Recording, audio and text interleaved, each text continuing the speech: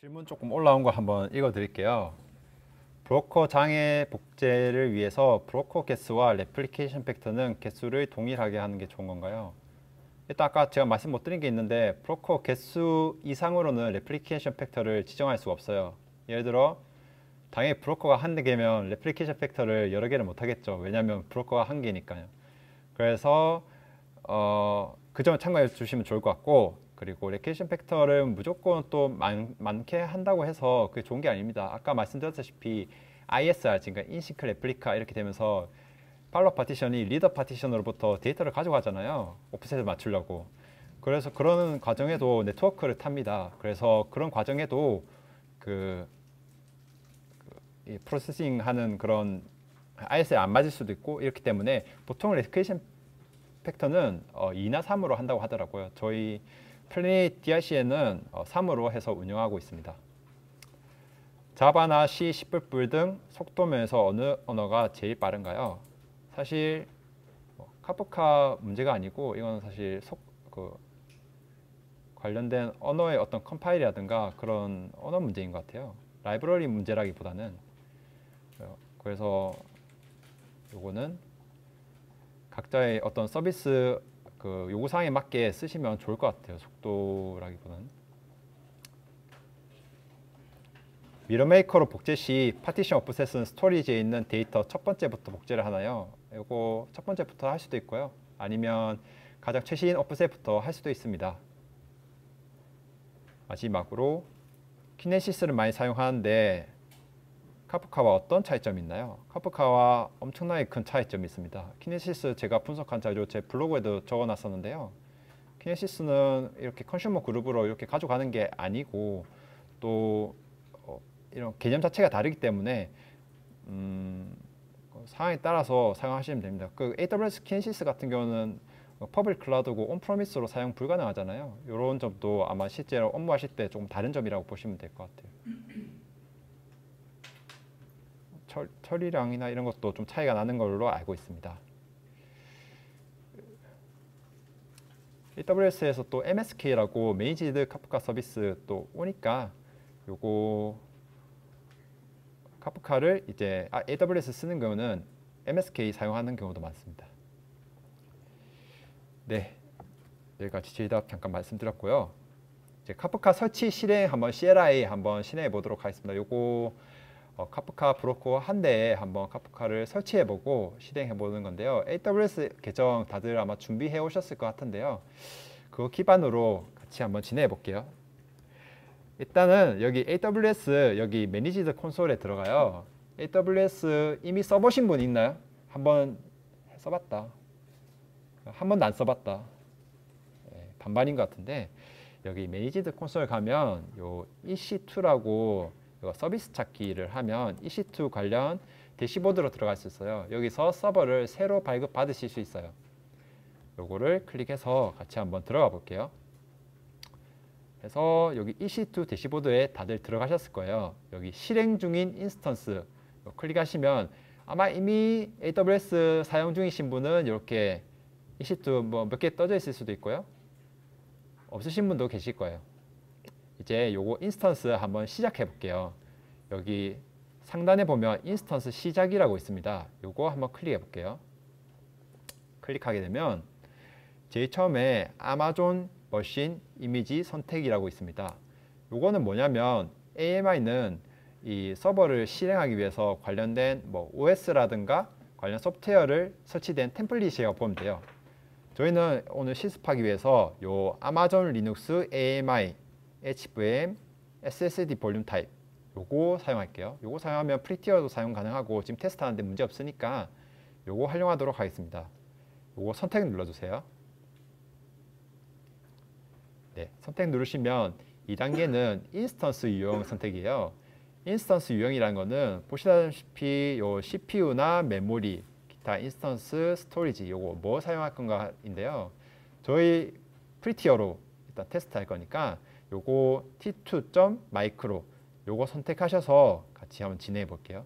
만약에 이거 실습 말고도 뭐 조금 뭐 처리하는데 뭐 성능 테스트 하고 싶다 이러면 좀 다른 뭐 CPU 더 높은 거 이런 거 사용해도 되지만 나중에 결제가 되니까 이 점 유의하셔서 선택하셔야 될 겁니다.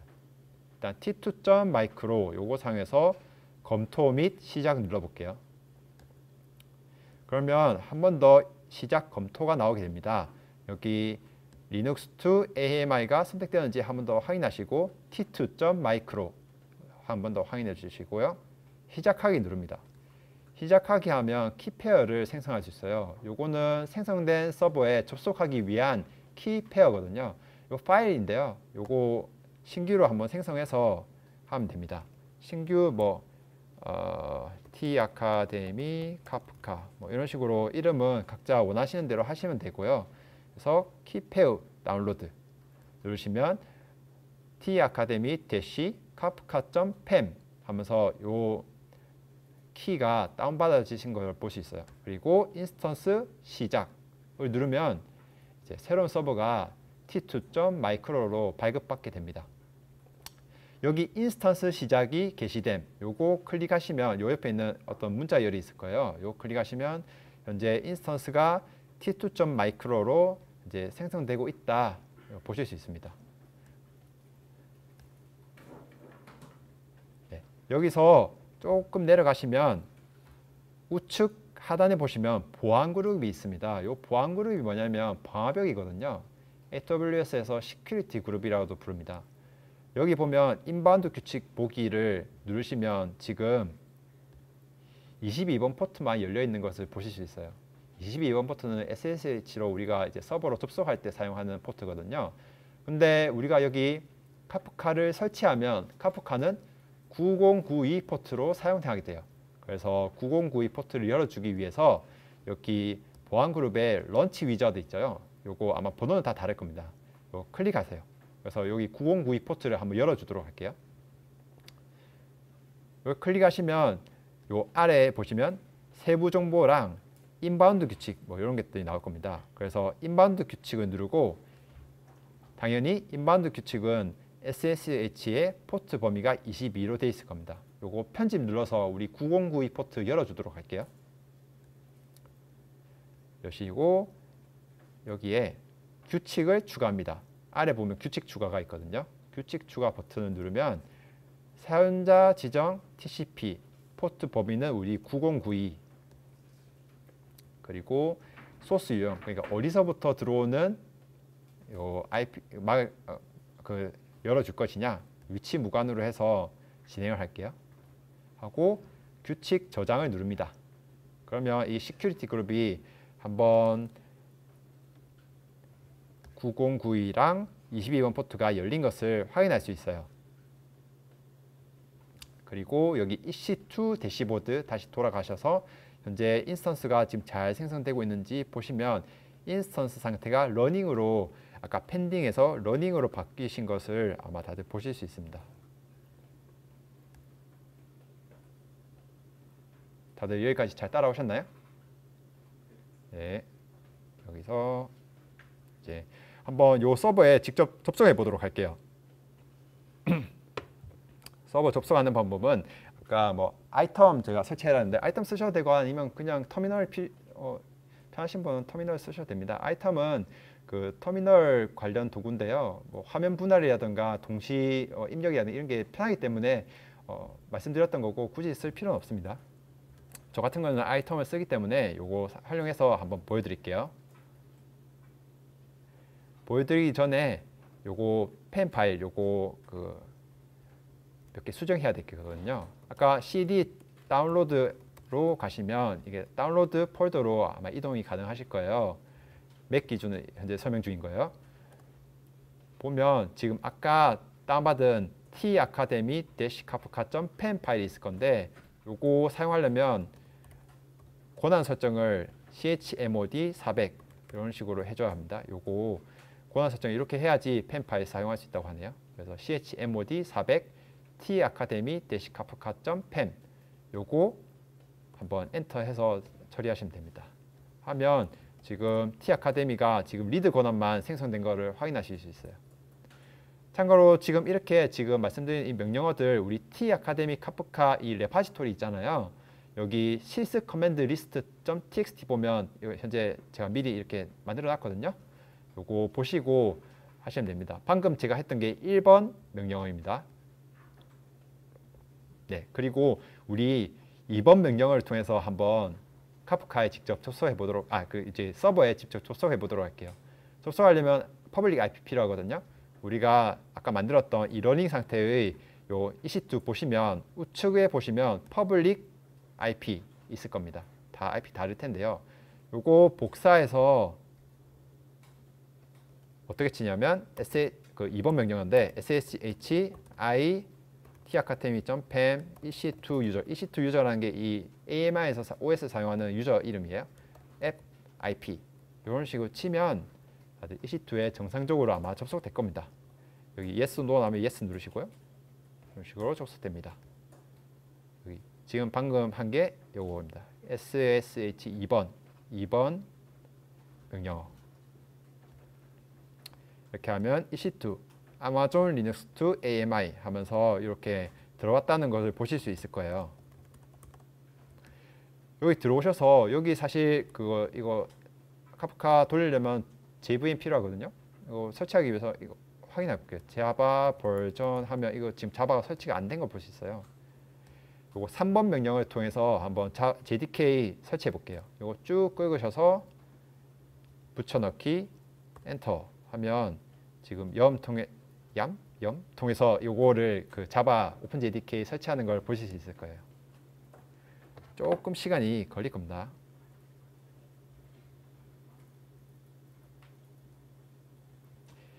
키를 다시 다운로드 받으려면 키를 다운로드 받으셨지 않았다면 그냥 인스턴스 삭제하시고 지금 어차피 테스트용이니까 EC2 다시 생성하시는 게 좋을 것 같고요.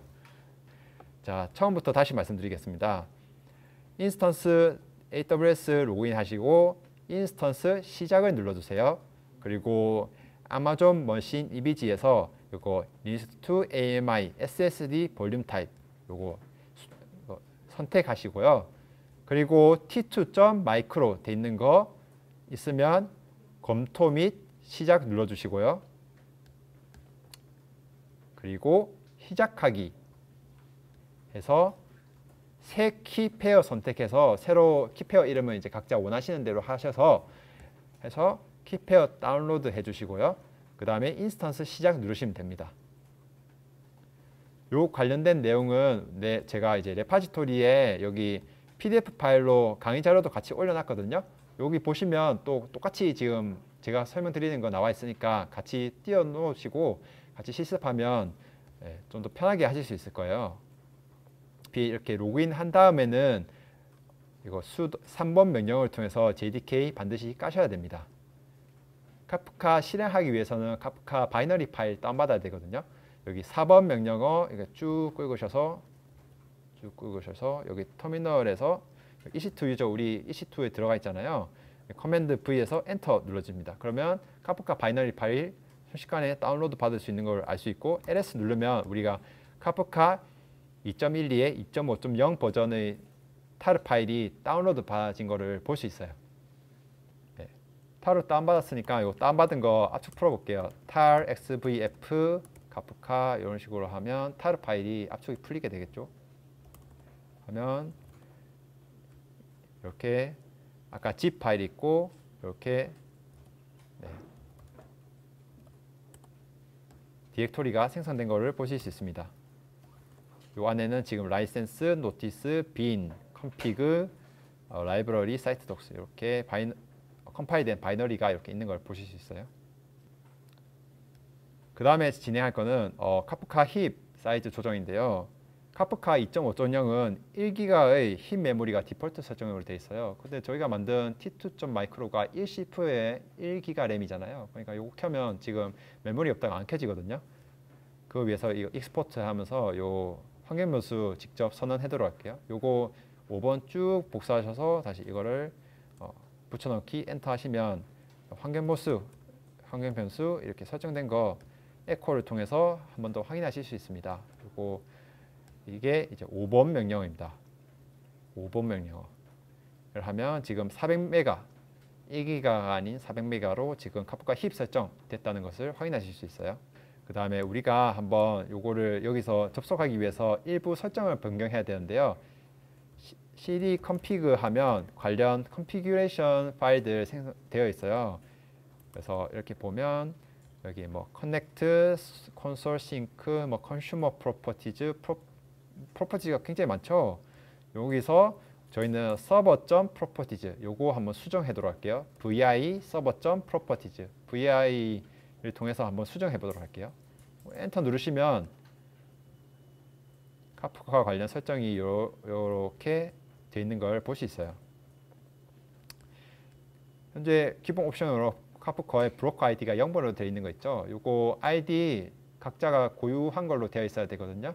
예를 들어 브로커 아이디가 동일하게 뭐 0번이 3개고 그렇게 할 수 없습니다. 나중에 클러스터로 여러 개 설치할 때를 말씀드리는 거예요. 일단 요거 건들 필요 없으니까 브로커 아이디 0번으로 그대로 놔두고 쭉 내려가시면 요거 리스너 해가지고 플레인 텍스트 땡땡 9092라고 있어요. 요거 포트 여는 옵션이거든요. 이거를 A를 누르시면 끼워 넣기 옵션인데 하고 A를 누르고 백스페이스 누르면 이렇게 샵 지울 수 있습니다. 그래서 지금 보면 7번처럼 이렇게 만들어줍니다. 그리고 요 밑에 보면 Advertised Listener라고 있어요. 요거는 실제로 우리가 카프카 클라이언트의 브로커에다가 난 너랑 통신하고 싶어. 근데 어느 IP, 어느 포트로 통신하면 돼? 라고 했을 때 요거를 다시 리턴해 주거든요. 요것도 마찬가지로 샵 없애주고요. 여기 your host name 있죠? 여기다가 각자의 public IP, 아까 접속할 때 사용했던 public IP 넣어두도록 할게요. 저 같은 경우는 지금 EC2 요게 public IP가 13.125.248.205네요. 요거 이렇게 딱 넣어주고 네. ESC 하고 WQ 눌러서 요거 server.properties 지금 다시 저장해 주도록 할게요. 그러면 이제 실행할 준비가 다 되었다는 겁니다. 다시 cd 점점에서 우리 이쪽으로 가시고 여기 기본 디렉토리로 가시고요. 일단은 카프카를 실행하기 위해서는 주키퍼가 반드시 실행돼야 되는데 요 일단 바이너리 다운받으시면 더티 모드로 그러니까 원래는 주키퍼가 3대 이상의 앙상블로 이루어져야 되지만 한 대의 주키퍼로 실행할 수 있는 요게 다 준비가 되어 있거든요.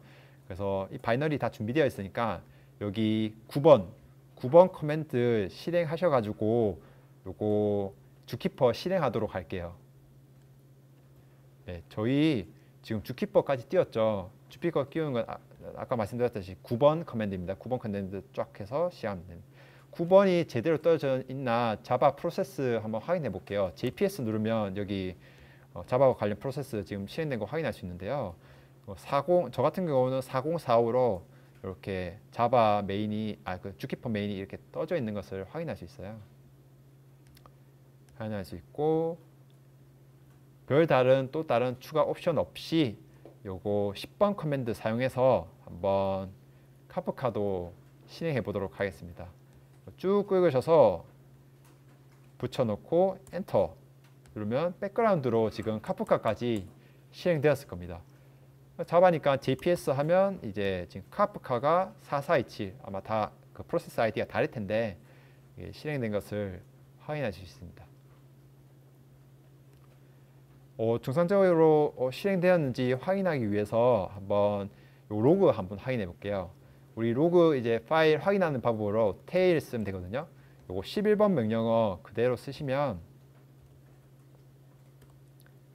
네, 지금 뭐 바인딩 어떻고 지금 뭐가 켜졌고 이걸 확인하실 수 있습니다. 이제 EC2에서 우리가 설정할 거는 이제 마무리되었고요. 이제 로컬에서 한번 여기 퍼블릭 클라우드에 떠진 이 카프카 싱글 브로커로 떠진 이 카프카로 연동을 해서 토픽도 만들어 보고 데이터도 한번 넣어 보도록 하겠습니다. 이거 터미널 새로 뭐 켜셔도 좋고 아니면 저처럼 커맨드 시프트 D 이렇게 누르면 이렇게 화면 분할이 되거든요. 이런 식으로 해서 제 로컬 화면 한 개 더 띄워주도록 합니다. 기존 EC2 화면은 끄지 말고 이렇게 가만히 놔둬주세요. 네. 여기 방금 제가 한 것까지가 카프카를 설치하고 실행하는 과정이었어요.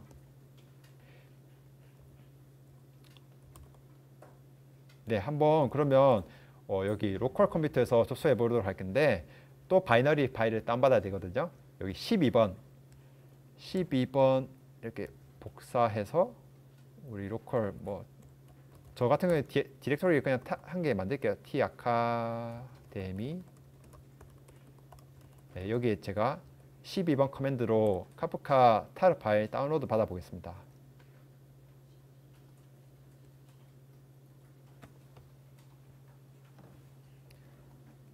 참고로 지금부터 실습할 이 커맨드 라인 인터페이스의 이 명령어들은 실제로 운영할 때도 정말 많이 사용하거든요. 좀 쳐야 할 게 많긴 해요. 우리가 여기 보면 15, 16, 17 다 보면 뭐 엄청 길잖아요. 부트스트랩 서버도 쳐야 되고 IP도 쳐야 되고 뒤에 쳐야 되는 것도 있는데 지금 좀 어려워 보이실 수 있는데 나중에 계속 치다 보면 익숙해지거든요. 그리고 계속 눈에 익히는 게 중요할 것 같아요. 이거 다운로드 받는 동안 몇 가지 설명드릴게요. 링크드인에서 테스트한 최적의 자바 옵션 추천 가입이거든요. 요거 실제로도 기사로도 나와 있는데요. 이렇게 흰 메모리 6기가로 잡고 나머지 지원 지시 관련 옵션들 이렇게 주게 되면 60대 브로커일 때 5만 개 파티션까지 수용 가능하고 레플리케이션 팩터 2로 구성 시에 1초에 300메가 이상의 인바운드 가능하고 그다음 아웃바운드는 1기가 1초에 2기가 이상 가능하다고 합니다. 근데 실제로 우리가 구축하고 하다 보면 실제 요만큼 그 데이터를 쓸 때는 없을 것 같아요. 네, 엄청나게 큰 용량이거든요. 참고하셔서 이렇게 하면 최적이구나. 요 정도면 무리가 없겠구나 생각하시면 될 것 같아요. 보시다시피 지금 흰 메모리 6기가로 잡혀 있죠. 그러니까 최소 이제 서버 설치하실 때 6기가 이상의 그 메모리가 있는 서버에다가 이거 설치해야겠죠. 다음과 같이 아까 서버.properties 한 번 더 설명드리자면 브로커 아이디는 정수로 된 브로커 번호이고요. 리스너는 카프카 통신에 사용되는 호스트와 포트 한번 설명해 주는 거고 어드버타이즈 리스너는 카프카 클라이언트가 접속할 호스트와 포트 이제 적는 겁니다. 아까 우리가 EC2 public IP 우리가 적었었죠. 그리고 나머지 옵션들이 있는데 logo.dir는 실제로 아까 저장할 때 파일로 저장했잖아요. 이게 저장할 디스크 디렉토리고 세그먼트 파일들이 저장되게 됩니다. 이 세그먼트 파일이 얼마나 크게 할 것인지 정하는 것은 세그먼트 바이츠라는 요 옵션을 통해서 정할 수 있고요. 로그 리텐션 밀리세컨드를 통해서 이 닫힌 세그먼트가 한 얼마까지 보존할 건지 지정합니다. 저희 SK플래닛에서는 지금 저희 데이터 플랫폼에서는 3일로 지정해가지고 3일 이상 지난 데이터 같은 경우는 삭제하도록 처리하도록 했어요. 나머지 축기법 옵션 그리고 뭐 auto create topic enable 자동으로 토픽이 생성할 것인가 만약에 프로듀서가 데이터를 넣었을 때 토픽이 없으면 토픽을 기본 값으로 생성할 것인지 옵션을 여기다가 할 수도 있고요. 만약에 토픽이 자동 생성되었을 때 파티션을 몇 개로 할 건지도 옵션도 여기 num 파티션즈를 통해서 할 수 있습니다. 메시지 맥스 바이츠를 통해서 카프카 브로커에 쓰려는 메시지 최대 크기 즉 프로듀서가 브로커로 레코드를 보낼 때 최대 크기도 같이 정할 수 있습니다. 이것 말고도 또 엄청나게 다양한 옵션들이 있는데 이거는 아파치 카프카 다큐먼트 보시면 확인하실 수 있어요. 네, 아마 다 다운로드 됐을 거예요. 이거 마찬가지로 이거 SVF 옵션을 통해서 한번 타르 파일 압축 풀어볼게요. 그러면 디렉토리 생성되었을 겁니다. 이거 딱 들어가서 자 대망의 첫 우리가 토픽을 한번 만들어 볼게요. 15번 해보면 되는데요. 이 15번에 보면 카프카 topics.shell script create bootstrap 하고 이 IP 넣게 됐죠. 이 IP를 우리가 생성한 이 EC2 IP 넣으시면 됩니다. 하고 replication factor는 1 당연히 브로커는 한 대니까 이게 끝이에요. 1이에요. 파티션은 3개로 토픽 이름은 테스트 이렇게 한번 생성해 보겠습니다. 요거를 쭉 긁어서 이거 빈 디렉토리 있거든요. 그래서 이렇게 IP 넣고 9092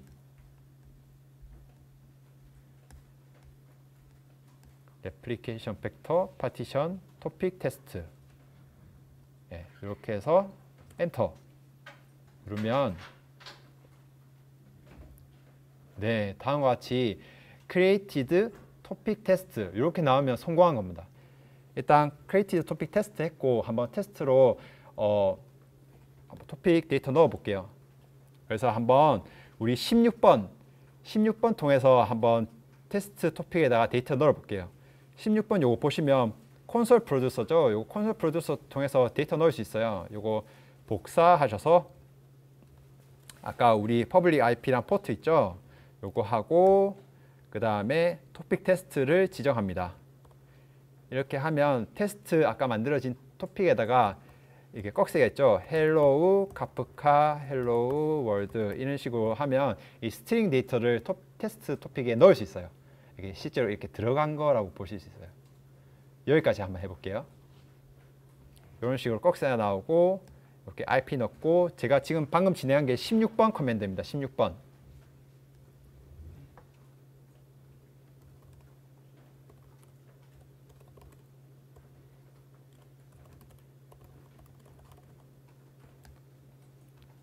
네, 이렇게 꺽쇠에서 스트링 넣었고 요거 들어간 거 확인하기 위해서 우리 17번 커맨드 한번 사용해 볼게요. 요거 확인하기 위해서 저는 이렇게 화면을 한 개 더 띄웠거든요.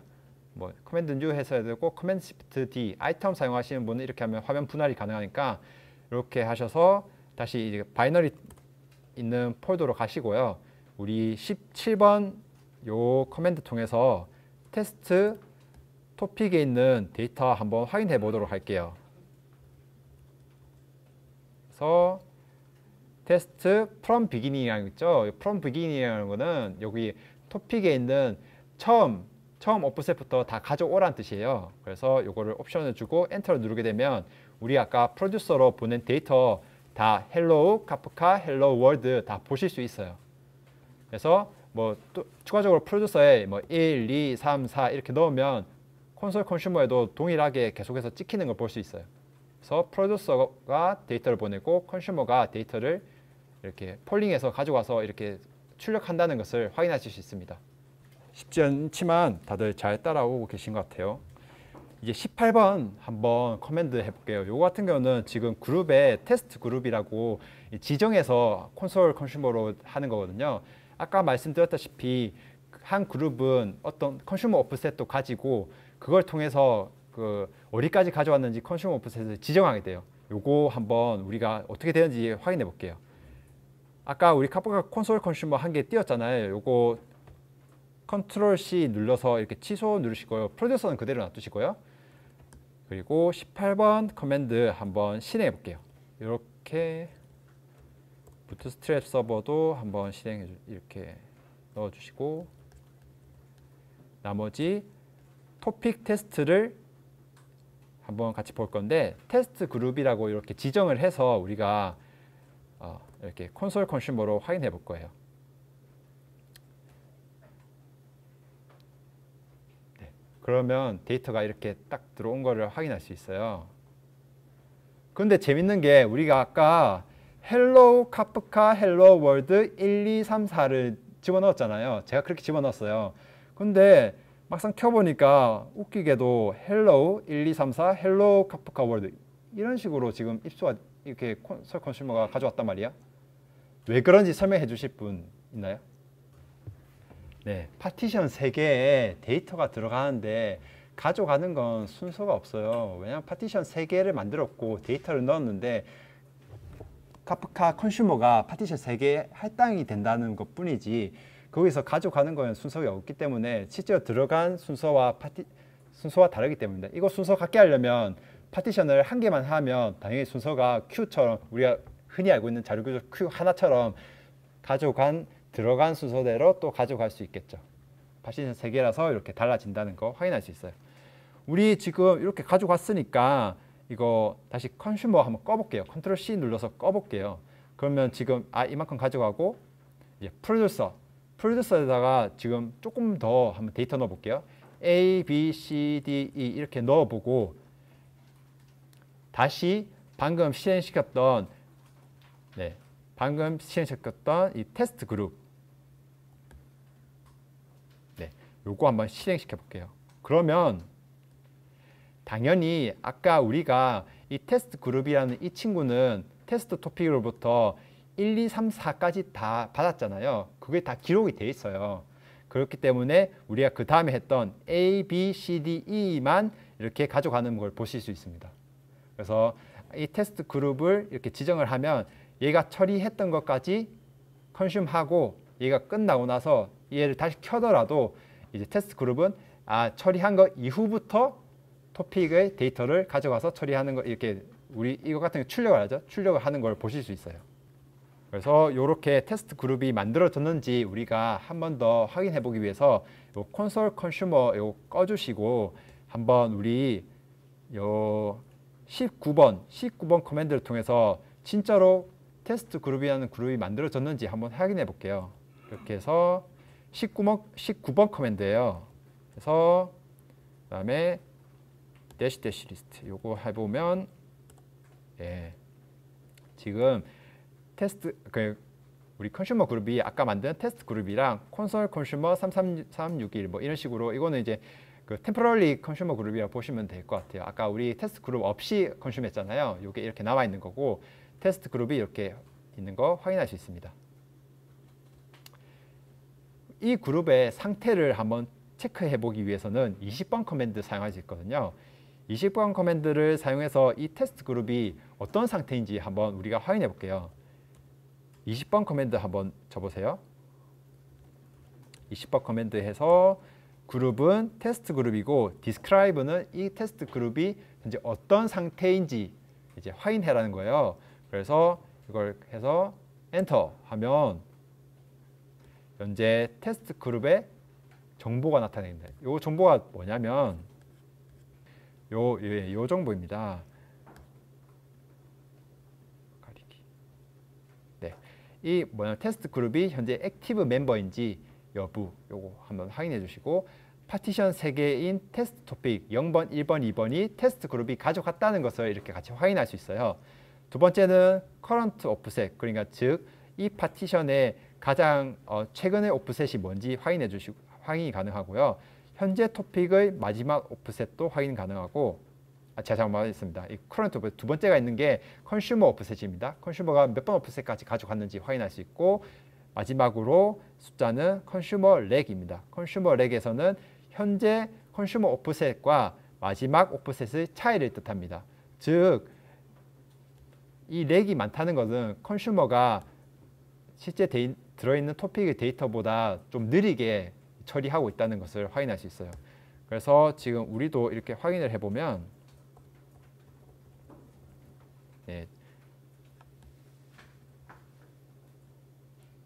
지금 화면이 좀 작아서 안 보일 수도 있겠지만 파티션 0번, 1번, 2번 그리고 로그 엔드 오프셋은 544 그리고 커런트 오프셋 즉 컨슈머 오프셋은 544까지 끝까지 돼 있어서 렉이 발생 안 했다는 걸 볼 수 있어요.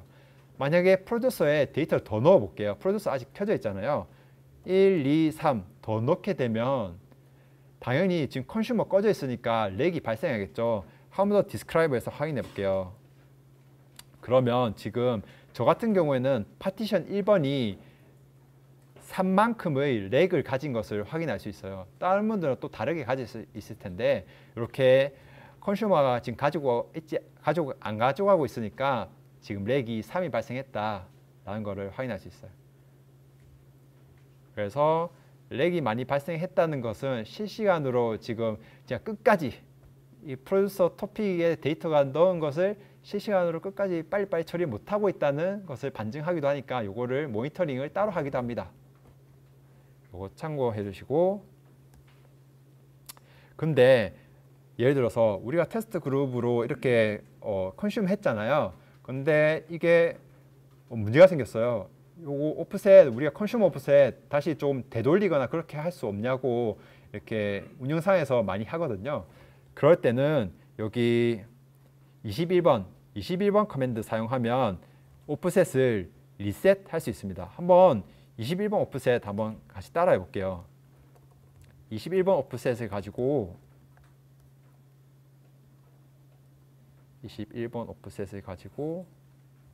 21번 커맨드를 가지고 요거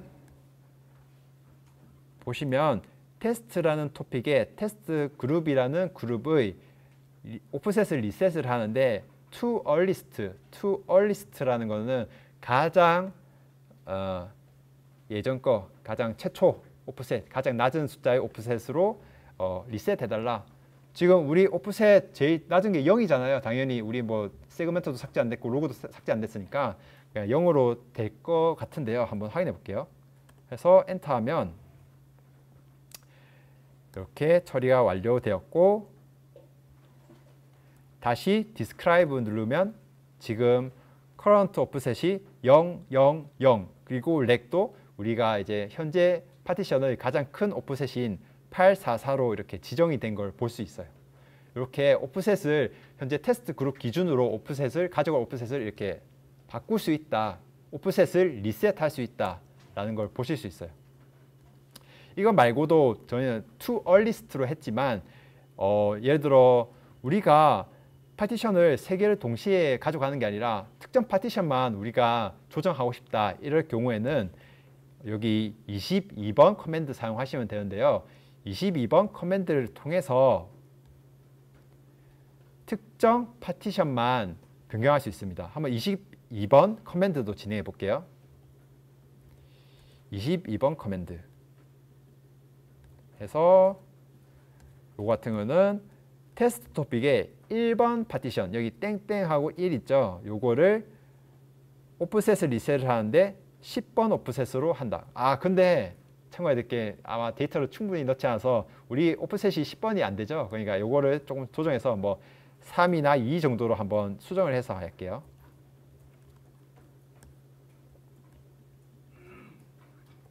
execute 하고, 제가 오타가 좀 있었네요. 하시면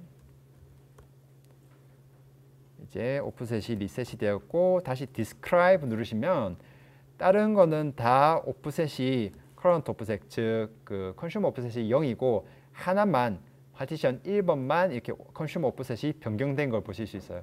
이런 것 통해 오프셋을 지정할 수도 있다, 컨슈머 오프셋을, 이런 걸 확인하실 수 있습니다.